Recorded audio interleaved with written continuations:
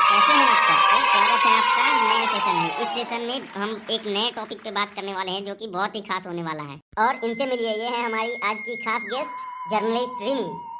Hello friends. सबसे पहले तो हम दोनों की तरफ से आप सबको न्यू ईयर और क्रिसमस की ढेर सारी बधाइयाँ। तो आज हमारा टॉपिक है बच्चों का फेवरेट क्रिसमस डे। तो आज मैं सर से क्रिसमस से रिलेटेड सारे सवाल पूछूंगी और वो हमें सही सही इन्फॉर्मेशन देंगे, इंक्लूडिंग सेंटा क्लॉज के बारे में भी बात करेंगे हम। हाँ, बिल्कुल सही सुना आपने। आज हम सेंटा क्लॉज और क्रिसमस के बारे में सारी बातें जानने वाले हैं। आइए शुरू करते हैं। सर, हम लोग 25 दिसंबर को होलीडे क्यों मनाते हैं? क्यों ये इतना खास दिन है? इसके पीछे 2 स्टोरीज बताई जाती हैं। और उन दोनों स्टोरीज में क्या बताया गया है, बताइए सर हमें। पहली मान्यता तो ये है कि इसी दिन जीसस क्राइस्ट का जन्म हुआ था, ईसा मसीह का जन्म हुआ था। इसीलिए सभी क्रिश्चियन लोग, सभी ईसाई लोग उनके बर्थडे को सेलिब्रेट करते हैं 25 दिसंबर को। और इसी दिन ईसाइयों के 12 दिन के सेलिब्रेशन, 12 दिन के फेस्टिवल क्रिसमस की शुरुआत होती है। अच्छा, तो इसी दिन जीसस क्राइस्ट का जन्म हुआ था।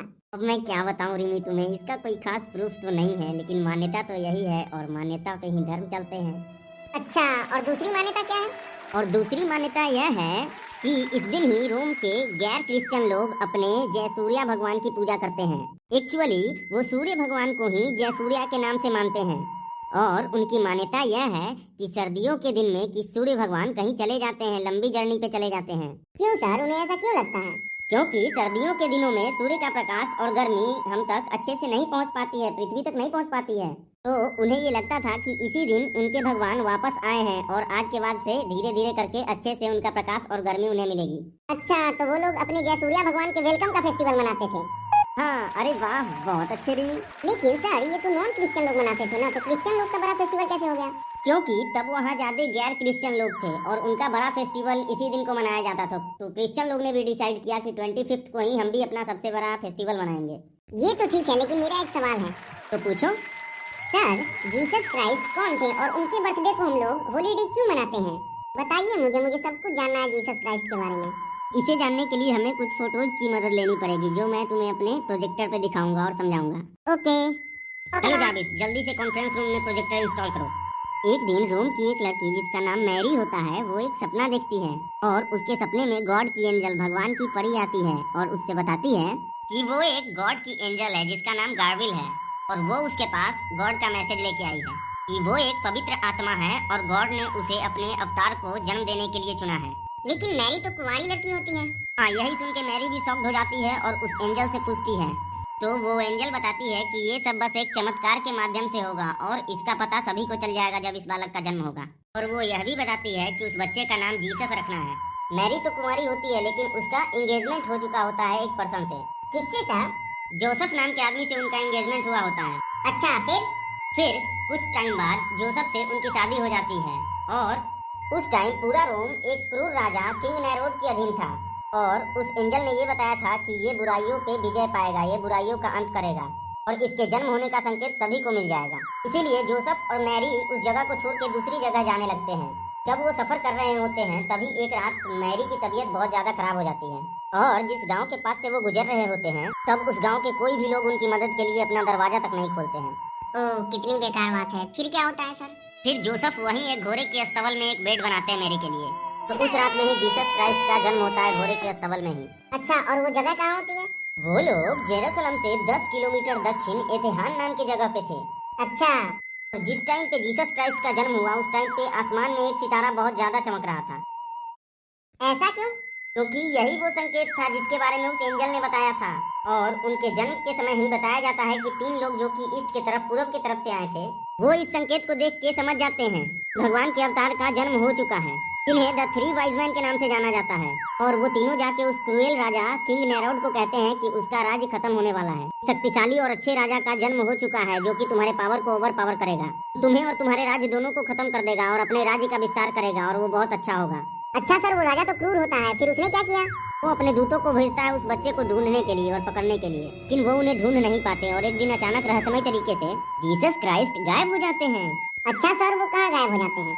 इसका तो किसी को कुछ खास पता नहीं, लेकिन कुछ मान्यताएं बताती हैं कि वो बनारस चले गए थे। क्यों, ऐसा क्यों? अगर ऐसा था तो वो बनारस में क्या कर रहे थे फिर? मान्यताएं ये बताती है कि वो अपने आत्मज्ञान को पाने और अपनी शक्तियों को जागृत करने वहाँ गए थे। अच्छा, फिर वो वापस रोम गए क्या, जहाँ पे जूस के राजा का कब्जा था? हाँ, वो 18 साल बाद रोम गए और वहाँ पे चमत्कार दिखाया। कैसा चमत्कार?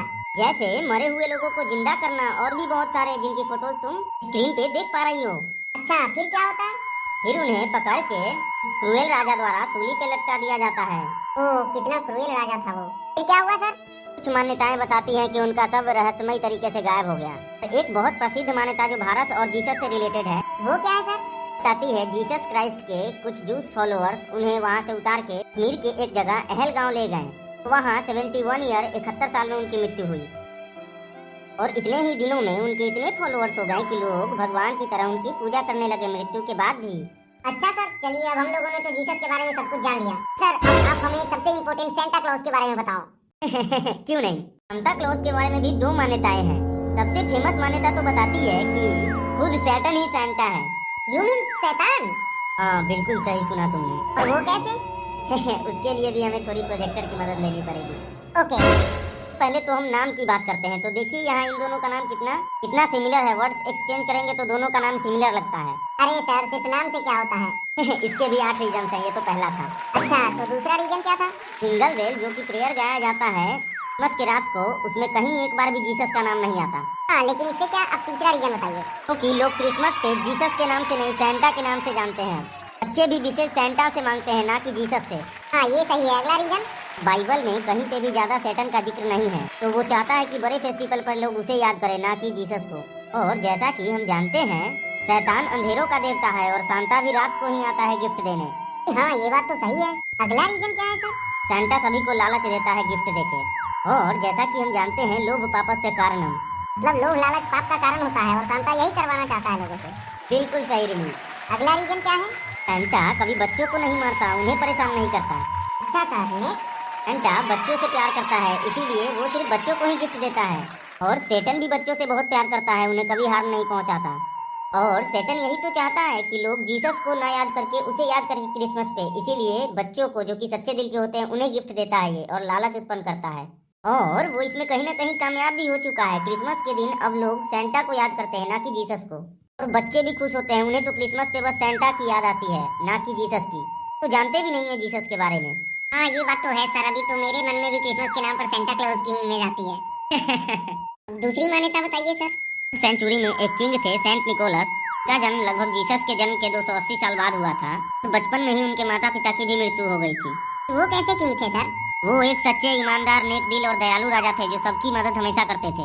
और वो अपने जन्मदिन के रात को बच्चों को तोहफा देते थे ताकि उनको खुशी मिल सके। वो तो ठीक है सर, लेकिन ये काम वो छुप के रात को क्यों करते थे? वो दिन में भी कर सकते थे। हाँ, लेकिन अचानक से मिले सरप्राइज की खुशी डबल हो जाती है, इसीलिए वो बच्चों को अपने जन्मदिन के दिन ज्यादा खुशियाँ देना चाहते थे। अच्छा, इसी वजह से लोग सेंट निकोलस को सेंटा क्लॉज समझते हैं। हाँ, बिल्कुल सही रिमी। तो तुम्हें मिल गए अपने सारे सवालों के जवाब? हाँ सर, बहुत अच्छे तरीके से। तो खत्म करें आज के सेशन को? क्यों नहीं सर। और आप लोग को वंस अगेन मेरे और सर की तरफ से happy new year, happy Christmas. आप लोग लाइक शेयर सब्सक्राइब करते रहो। Okay, bye bye.